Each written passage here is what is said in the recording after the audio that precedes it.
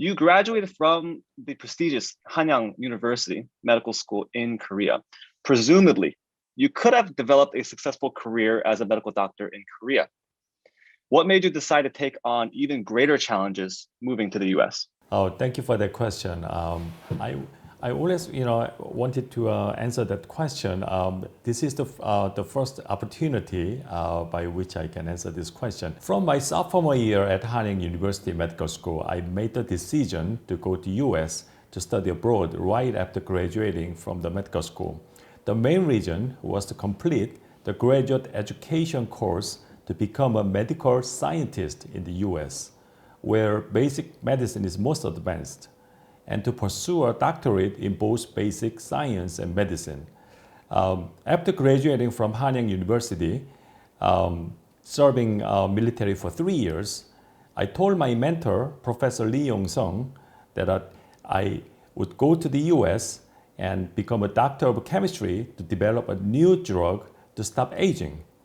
When I asked if it was too late to start graduate school again in the US at this late age, when I was 32 years old, Professor Lee said, "It's never too late," and he encouraged me to challenge that goal. I'm still very grateful for this professor's encouragement. When I go back to Korea, I would like to meet Professor Lee Yong-sung at least once a year and say hello. After moving to the US for your PhD education and ultimately as a now private practice physician, have you faced any unique challenges as a Korean American doctor? As a Korean American doctor, I mainly see Korean American patients living in the US. So I had to solve various difficult erratic issues that Korean Americans face in adapting to the United States. So my workload increased. For example, in the case of elderly Korean American patients, when they need surgery or special examinations at US hospitals, they are even being taken care of so that they do not experience inconvenience due to language problems or cultural barriers. I'm going to now give you a classic medical school interview question, and that is why medicine? Why did you want to become a doctor?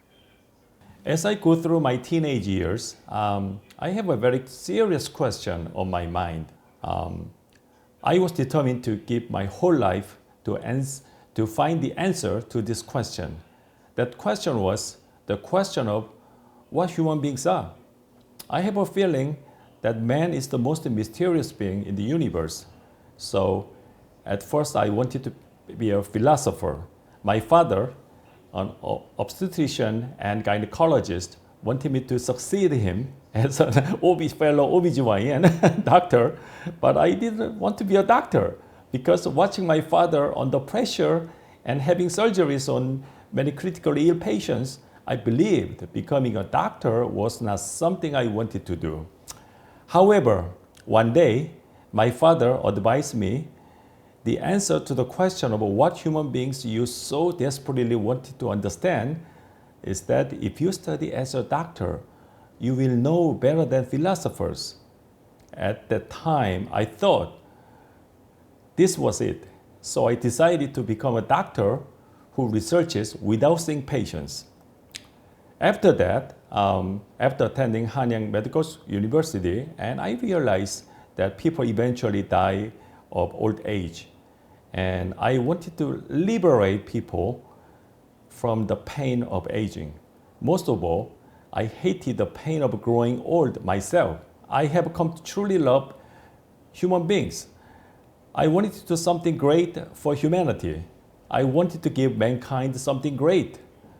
So after graduation, I decided to go to United States, where basic medicine is most developed, and become a scientist who makes a new drug to stop aging. To do that, I believed that I had to work hard to treat elderly patients to get bigger ideas. So I decided to become a physician in the US after I got PhD in chemistry. Would you say that there are many differences in the education in Korea versus the US? How is it different being a doctor there versus here? In terms of medical education, the American and Korean doctor education systems are almost identical. As an example, the textbooks, which are mainly used in medical schools in US, are still the same in Korean medical schools. If you are a foreign medical graduate like me, you'll have to retake US physician license exam. I passed the doctor's license exam in Korea, but it's not accepted here in America. So I should have passed the step 1, 2, 3 of the US licensing examination. And even if a foreign doctor passed all of these, it would be very difficult for a foreign medical graduate to be accepted into a residence program in US hospital. If you look at the probability, I may not be correct, it may be maybe 10 years ago, there is a saying, if 1,000 foreign medical graduates apply, one of them will enter the residence program. So that is extremely competitive. And I want to now ask you about your other ventures as a content creator. You must have a very busy schedule just by working full-time as a physician, balancing your workload in multiple offices. What I find particularly remarkable is that you find a way to balance being not only a full-time physician, but also a highly regarded and productive content creator with over, as Yoon said, 500,000 subscribers and growing. What inspires you, or what has inspired you to create quality content with everything on your plate? That's a really great question, I appreciate. I love people so much that I want to save them. After I became a doctor, I realized that in many cases, the reason a patient's illness becomes serious is not because there are no drugs or because there are not enough doctors who can treat it. In fact, the reason is patients do not take correct information, view their health conditions lightly based on false knowledge or information, and do not follow doctor's instructions. So I discovered what patients really need is not to write a lot of prescriptions, but to make patients understand the medical knowledge they really need. So through my YouTube channel, I decided to share with more people than I could see in my office all day with my knowledge that could dramatically help in their health treatment and prevention. When first starting YouTube, did you expect this magnitude of success and exposure that you have now? When I first started off YouTube, when I had less than 10 subscribers, I had no doubts that it grow rapidly in a short period of time because I believe that my hard-earned medical knowledge and insight in the hope of liberating humans from aging is worth more than gold that is not commonly found on the streets. So I wanted to give this advice to anyone who wants to be successful with their YouTube. First, be sure that information you want to convey through YouTube is more valuable than gold and will benefit many people. But you should not doubt its success at all. The more you love people, the higher your chances of success will be. Since the COVID-19 pandemic started, you have been creating a lot of content about COVID, vaccines, the latest developments, most recent news. We all believe that the information and the advice that you share is a tremendous help, as you know, during these challenging times. Would you tell us more about your journey since the pandemic as a doctor/YouTuber? How was the feedback from fellow doctors, the public, other medical professionals, reporters about your COVID-19 related postings? In the video I uploaded February 20, 2020, I made bold predictions that even before WHO declared the pandemic, and when there were less than 30 cases of COVID-19 in the US, the world will be under economic lockdown due to COVID-19 in very near future, claiming that millions of people would die of this disease. My video I uploaded February 20, 2020 has now been viewed more than 2.3 million people. At that time, a lot of people criticized me for having a virus that wasn't a big deal and giving people unnecessary fear. However, 2 months later, my prediction was correct. At that time, a lot of people heeded my warnings and they took necessary cautions.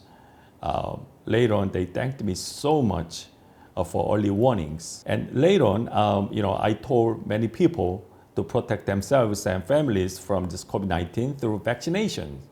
And because anti-vax people criticize me as a salesman who made money for vaccine company who gave up his conscience by recommending dangerous vaccines to people. I got a lot of negative comments nowadays. Whenever I recommend vaccines to people, I get attacked. That was very painful experience because a lot of people they believe in conspiracy theories.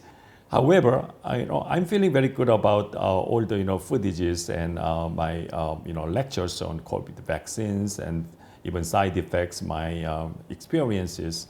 A lot of people, more than 80% of people, they positively, they commented, my explanations, and I got more than 80% the likes, despite a lot of attacks. I think that was a miracle.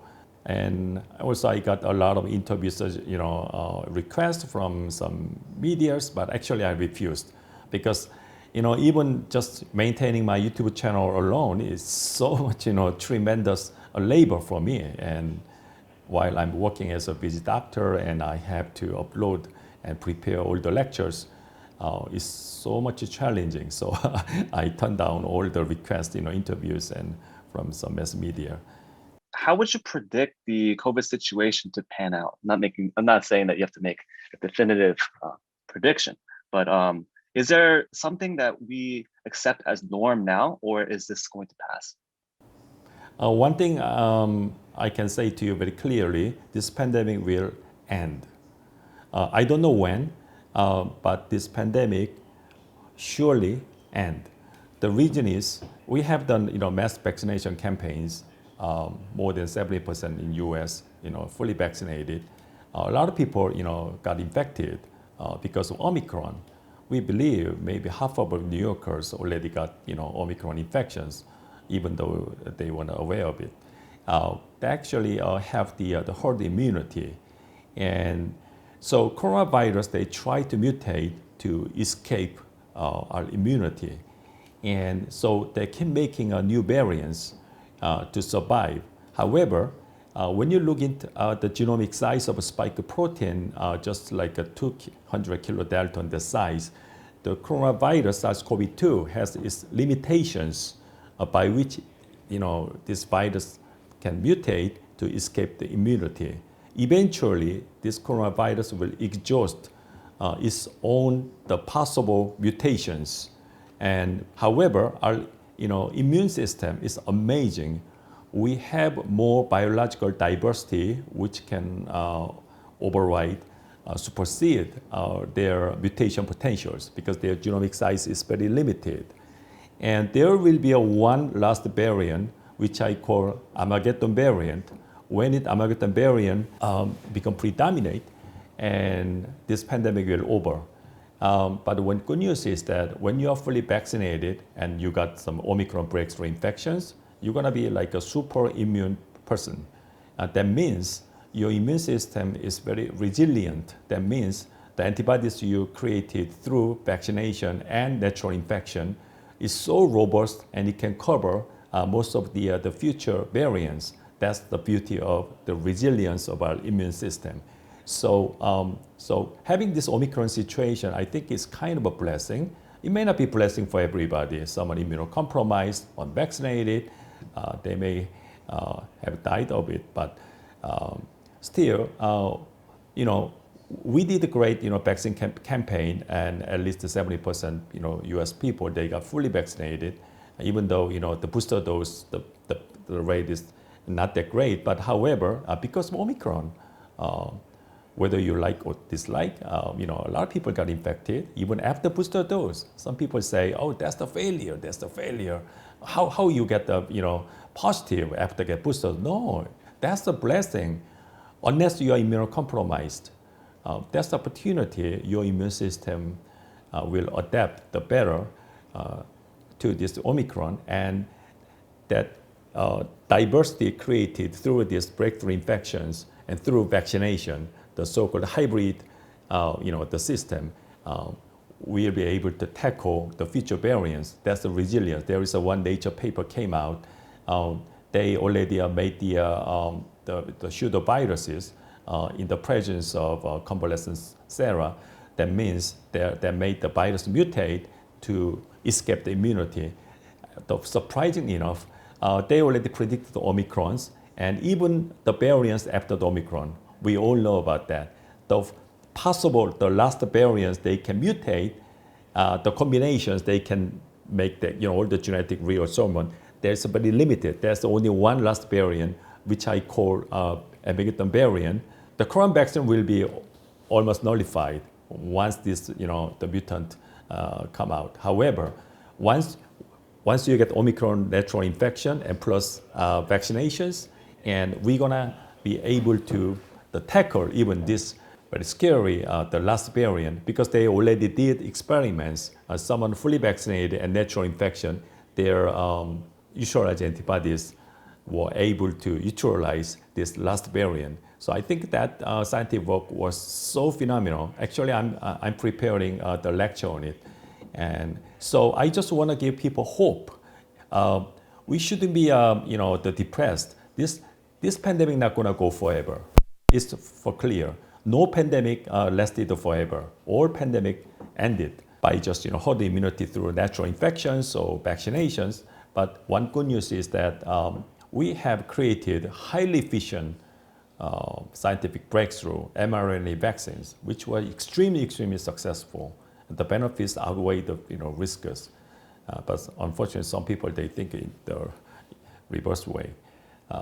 So this pandemic will be end, and I think we have to think about the next pandemic, not the SARS-CoV-2, maybe something else. But we have trained ourselves so well through this hardship. I think this hardship will be translated into the blessings, because we have developed the very powerful mRNA technologies, and now we can better handle these pandemic situations. People are trained now, even though we have lost many, many things, but we have learned a lot actually. So I hope this is going to be a very much reassuring and consoling people who have tremendously distressed during this pandemic. During this pandemic, undoubtedly, there have been very challenging times for, as you said, everyone, and also medical professionals like yourself. How do you maintain your positivity, your strength and motivation during these hardships? Whenever I feel hardship and stressed out, I have two strategies. One strategy, to take a complete rest, at least once a week. That's very important. I call it Sabbath. I'm not a Jewish person, but I think it's very important. Take a complete rest at least once a week. Doesn't matter, it's a Sunday or Saturday or Monday, depending on your time schedule. I made one complete the rest. I stopped all the work I used to do, including the researching and seeing patients, and I did some meditation and reading books and studying, not relevant to the main projects. Second, the strategy I overcome all the hardship was, the more hardship I have, the harder I study. I think this is really great way. When I was in graduate school, and I was so much depressed one day, and I was studying really hard, and I felt my limitations every day. Whenever I felt some negative feelings, I studied even harder to overcome that. So when you are deeply into something, even you don't know you are depressed. So I was too busy to think of hardship.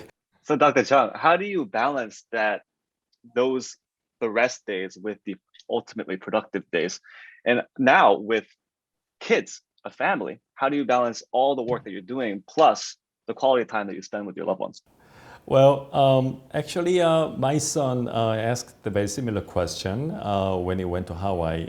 He asked me a question, what was the meaning of life to you, Dad? And I said, the meaning of my life is to find out the meaning of life. And so that means, everybody wants to enjoy their lives. Yeah, we have a right to be happy, very important. They have to find out the ways for them to be happy. The professions they choose should be very much satisfying them. But I always add one thing more. Find out the way to please both you and other people. That means when you have fun and having great pleasant times, if it can be translated into making other people happy as well, that would be really great and success. My son is very much into some art and some. He's quite opposite to my passion to science, and I want him to become a doctor and he's my research co-worker, but he said, "Dad, it's not my way." Okay, I respect you. You have a right to be happy. How can you be the same as mine? You are different human being as well. But make sure whatever you do, think about the world and people. You have to take care of the world and the people. You need to love people. That will translate to your happiness as well. So giving is more blessed than receiving. That's very old, the proverb. I truly believe so. And that's why I'm working very hard. When I see my patients get better, I was feeling great about it. That was tremendous happiness that makes my mind very healthier and stronger, even wiser. And whenever I indulging in just my selfish goals, and I found myself becoming weaker and stupid. But whenever I do something great for humanity, I feel myself growing stronger and healthier and happier, even younger. Wow, that is an amazing principle. I want to teach this principle to my kids. I don't know how can I make them understand this. They are, studying very hard. My daughter wants to be a doctor. She's studying very hard. And she said, "Dad, I didn't have time to even think about what you are thinking about. I just want to survive this midterm and final term. I just want to submit my, the homework on time." Yeah, I totally understand that. Yeah. Hopefully they will understand what I taught them someday.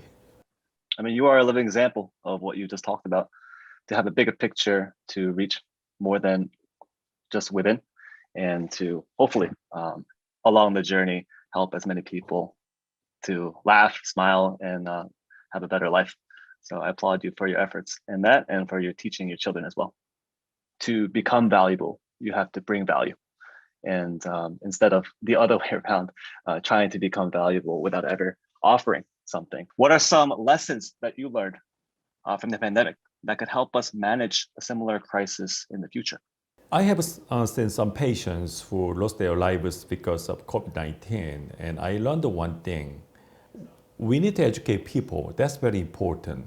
Some people, they just died because of their ignorance. They underestimated the danger of COVID-19. They followed some fake news, wrong information, just saying people, okay, you have to do this or do this. I think we have to make them understand, rather than just forcing to follow some, policies.